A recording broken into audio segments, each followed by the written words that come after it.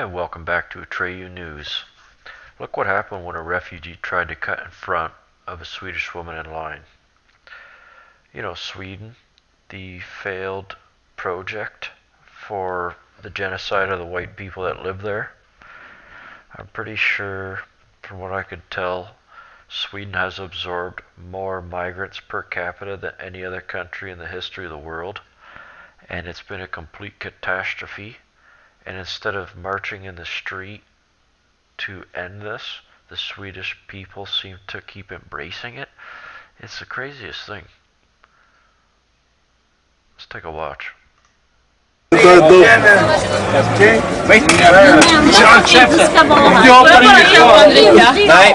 Jo, jag är för. Jag pissar. Vi ska också köpa en dryck. Jag gör det. Jag gör det. Jag pissar. Åk tillbaka. Hallå, ska vi ta och stänga gärna så inget att få bort? Åk tillbaka, ditt jävla land. Det är jag som bor här. Jag stänger här. Gå och ställ dig sist i kön och sen är det bra. Hallå, gå och ställ dig sist i kön. Hörde du? Yılmaz, jag filmar, det är helt sjukt. Och ställ dig sist i kön. Bråka ingen mer. Fattar du? Jag köpte den inte rätt här.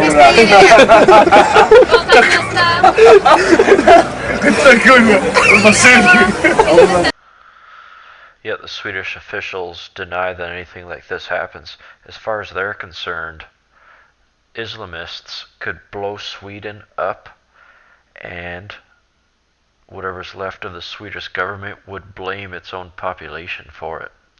It's disgusting. It's amazing the brainwash that they've been able to achieve, particularly in Europe, time and time again throughout history. The real reason why Sweden hides its migrant crimes.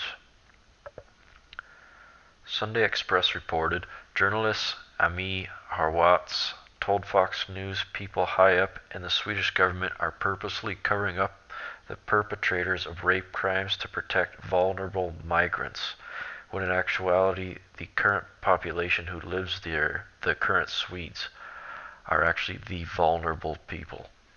During an explosive interview on Friday, Mr. Horitz claimed the refugee violence crisis was out of control, but the European virtues had put a stop to any discussion on their statistics. His claim sparked Donald Trump to tell a rally in Florida that migration in Europe was out of control. This is going to start a new crusade, a new renaissance, where the rage will build to a certain point. The people will no longer accept this invasion. How is it said? Occupations never work. If you invade someone's land, it never ever works, occupation.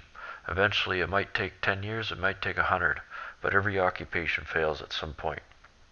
Sweden accepted 160,000 asylum seekers last year, with Fox News claiming only 500 had managed to gain employment, 0.3% of those who arrived to claim refugee status. The filmmaker told Fox News' Tucker Carlson Sweden considers themselves a humanitarian superpower, more like retarded idiotic power, perhaps the only superpower they could possibly qualify for. So they want to open up their borders up to everyone and anyone. Why do they want to die? That's what I don't get. Why do these people want to die? How could they have been brainwashed to the point where they wish to die? The things that they do through abortion and mass immigration is suicide from almost every angle you could think of. From the onset of the refugee crisis, there was a surge in gun violence and rape. The statistics were clear, but locals were just said it was men, not refugees, so the majority in Sweden still want to have an open door policy. It's confounding, really. Well, they're retarded. And from what I understand, Europe is much of the same when it comes to guns. You're pretty much banned guns anywhere you go. I remember reading stories back in the summer where a Swede actually defended like a couple migrants who tried to rob his home while he was in it. He beat both of them up, and then he had to pay them money after the court was all settled. I would snap if that happened here. And why wouldn't you? That's justifiable. President Trump destroys the media in 2 minutes and 19 seconds flat. President Donald Trump destroys the media in 2 minutes and 19 seconds. Let's see. without the filter of the fake news.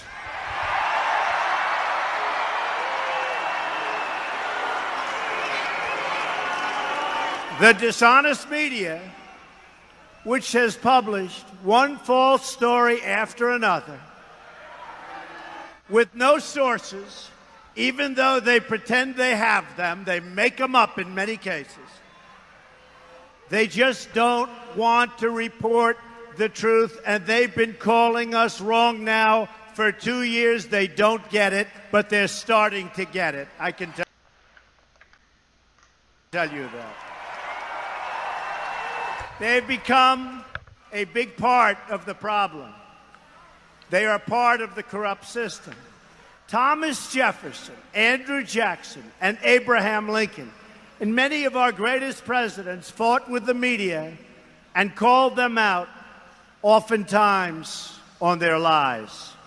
When the media lies to people, I will never, ever let them get away with it. I will do whatever I can that they don't get away with it. They have their own agenda, and their agenda is not your agenda.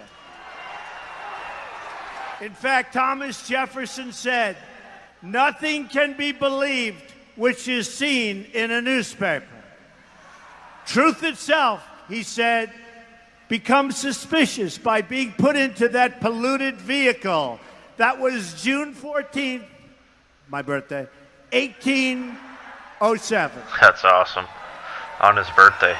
But despite all their lies, misrepresentations, and false stories, they could not defeat us in the primaries, and they could not defeat us in the general election, and we will continue to expose them for what they are, and most importantly, we will continue to win, win, win.